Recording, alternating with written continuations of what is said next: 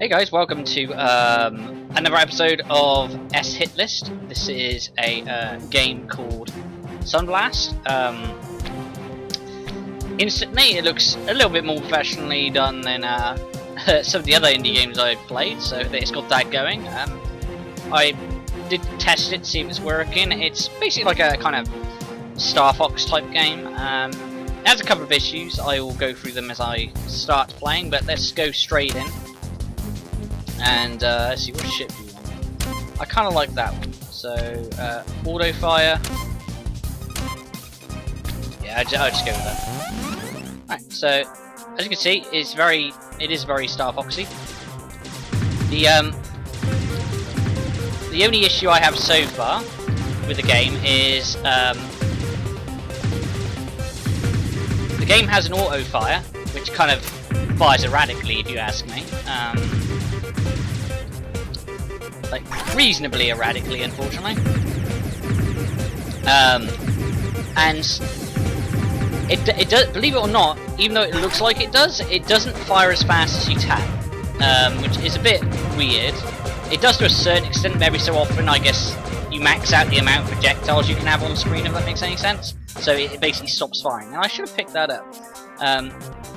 The only other issue to note that I feel so far is the depth perception kind of feels a little bit off. It's hard to explain. You kind of have to play it. But I mean, like, it's the only other, like, another issue you might have noticed. See how, like, quickly the enemies appear. Like, they appear and they're basically in front of you. I feel a larger draw distance would improve this game somewhat. But I mean, it's competent, and this is yet another example of a game that was like a fucking $1. So, you know, good show. I mean, it controls very solid. It doesn't feel janky. I'm using a controller for this, and it controls really, really well. So the only issues I'm finding so far is the aesthetics. It plays a bit like a bullet hell, actually. Yeah, this is one of the dodge levels. Now, like, it's weird because it's like sometimes it's hard to tell where you are in relation to the objects.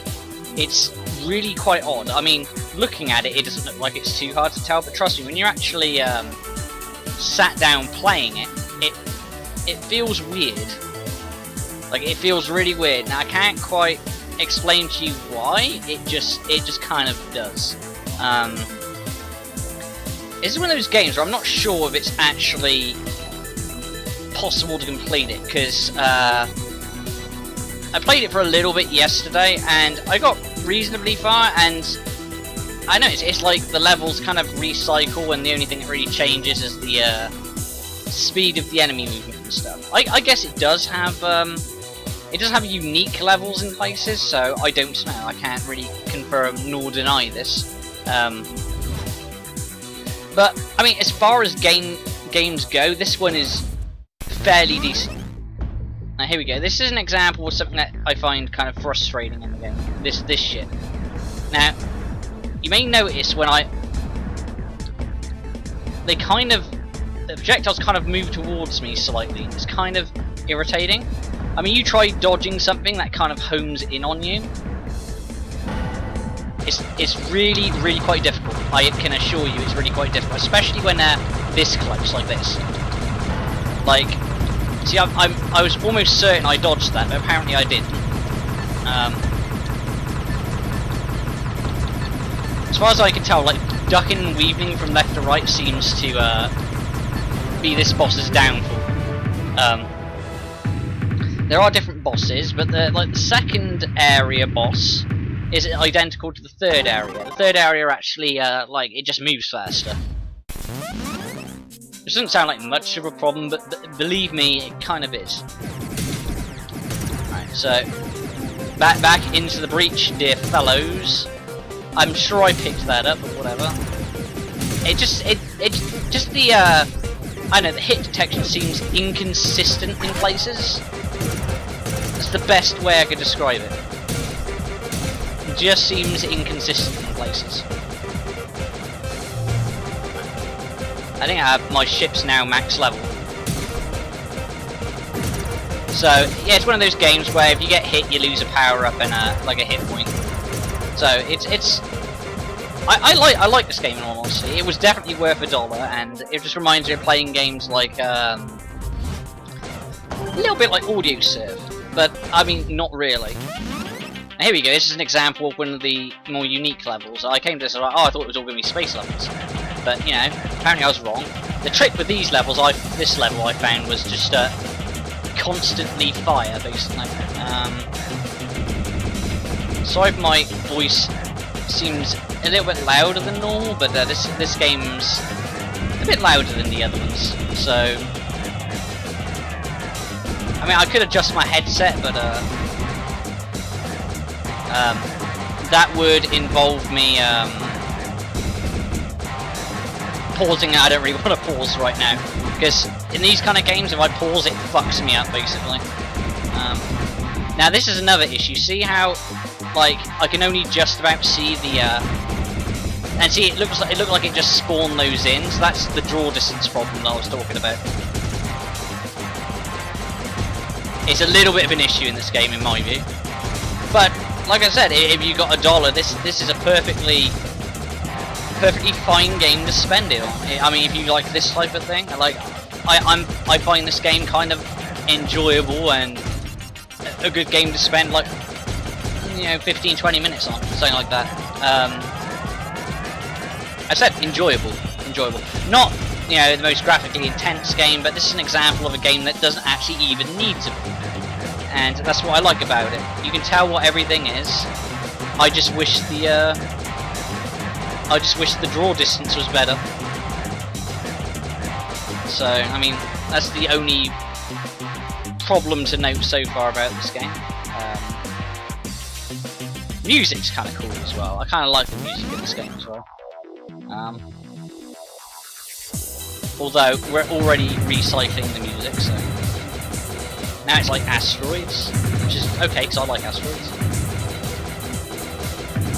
So, oh man, I just lost my shield. Oh man, I just lost one of my weapons. And see, that irritates me slightly because I wanted to save those. But like I said, I think that's basically the issue with the draw distance I was talking about. Fuck's sake! I don't want to do that, damn it! Oh, next level. Yeah. If you absolutely fail, you get to restart the stage from like the beginning section. So you don't have to start the entire game again, which is kind of nice. So, this is the kind of game where I feel like, you know, basically the way to play through and complete it is to just continuously play. I'm not going to finish this. This is not going to be the ones I'm going to finish because this game probably has a lot of levels, I would imagine, and they're pretty much just all this kind of thing. So you kind of get the idea. So what we're going to do is we're going to defeat this. Basically, we're going to wait till my first death. I think that's a good way to go. Oh fuck! Right, so this is this boss's thing. You got to shoot the center, and it charges up and fires at you basically. And this boss is the same as the third one. So, oh god, I nearly fucked up that. But I mean, oh god, damn it! Did I take 2 hits there? That's really annoying. I find the problem is to keep an eye on center and the edges at the same time with this boss. I mean, some people find that stuff easy. I don't necessarily. Yeah, you see, I dodged that to basically just go into that one at that point. Whatever. At this point, I can probably just tank it. Yeah. Oh look, man, I got no hits left. My ship's technically dead at the moment, but because I did the boss, I win. I'm the best. Yes, I have no hit points. I did pretty terrible, but whatever. Let's see what the level 9's like. Oh god, yeah, this is where it introduces these motherfuckers. Now, this is an example where I feel like the draw distance just absolutely, like, just fucks you in the ass, because, like, by the time you see them, you have barely enough time to kill them.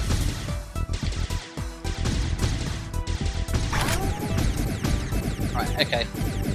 Sorry if you can hear my frantic button. I'm one of those people when I play these shooters, because it basically, it kind of has the mechanic where it fires as fast as you push the button, and the auto fire, in my view, doesn't like fire fast enough. I prefer using. There we go. What do you mean time? Time what? I'm running out of time. How? What do you mean out of time? How can I fly faster? That doesn't make any fucking sense. Out of time for what? What? How do you fly faster? Do you just like not move as much, I guess? Oh yeah, this is an example where they start. Like, see, this is moving a lot quicker than the last one. See, so far I prefer the sewer tunnel one. The sewer tunnel, well, I don't know what it was, but you know what I mean? You know what I mean by the sewer tunnel, right? That's my favourite one so far, because, like, I don't know, it's like... Now, you see, this is where the depth perception in this game's, like, really fucking me, because I can't really tell where these objects actually are, and it's... Like I said, it's hard to describe it without... Ooh! Fucking hell. It's hard to describe it without actually, you playing it. But you know, like I said, this game's $1, so if you want to play it, it is on Steam. So, you know, I consider this game one of the ones that is actually really worth it. Same as One Night was kind of worth it in my view. I mean, it was rough around the edges, but it was more of a game than most of them were. So, I've played better free-to-play, certainly. I mean, Forgotten Ones is an example of that, but that's more of a game mod. Same with Cry of Fear. A lot of people moan about Cry of Fear, but I think the game's okay. Yes, it has shitty mechanics in places, but I mean, what game doesn't? And as far as free play go, you can't really complain with Cry of Fear. I think it's a fairly decent game for what it is. Okay. Level up my shit. I think these guys are actually moving towards me. Which is, am I taking damage? Because I don't seem to have the, Oh man, really? I missed that? There's an example. I felt I should have got that one. Oh, fuck me. Really? Like... Damn it. Yeah, I'm not gonna make it past the next boss, just so you know, not with this health or hit points. But yeah, this is a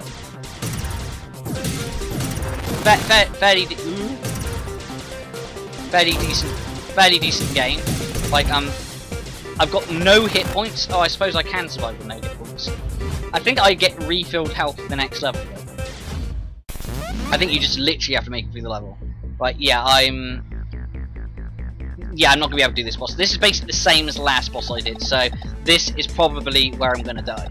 Because I don't have any power-ups or anything. And you'll see what I mean, he moves a lot faster. It kind of sucks, but yeah, it's a reasonably enjoyable game. I do recommend it. So there's not really much to say about this one. I mean, and that's the kind of issue I'm having. It's very functional. It's, the issues I have with it are just minor gripes. I mean, the draw distance on the bosses are fucking not bigger than the enemies, I feel. But yeah, this boss basically, like, see how much faster it's firing everything? It's like ridiculous. Like, I barely have enough time to dodge at any of this shit. Like, by the time I'm like seeing the fucking the one guys, like, I'm already like dodging into the fucking things. I mean, there's a slight audio cue whenever they fire the fucking things, luckily. And I noticed that the main weapon doesn't fire unless I'm in front of it. I didn't actually notice that before. I thought it was just a time thing. I just had to do it every now and then. Yeah, I knew that was going to happen. Okay. See if we can just... if I do this boss, I'll be, like, amazed. Yeah. Whoa, I'm still alive? No hit points! I'm like fucking glass cannon. Oh shit. Yeah, if I go down now, yeah, there we go. So yeah, that's Sunblast. Fairly decent indie game, in all honesty. Like, I can't really say too much bad about it. It's very functional and fluid. So you know what? great fucking job, great fucking job. I really have to say, like, great job. As far as the cheap indie games go, I think it's probably the best one I've played so far. And that, you know, like, I actually, I don't know, it comes really close to Gynophobia. That one was really good as well. Gynophobia was a really good game as well. And this is a really good game for your dollar. So, if you want my advice, then I would say this game's worth it. So, until next time, guys.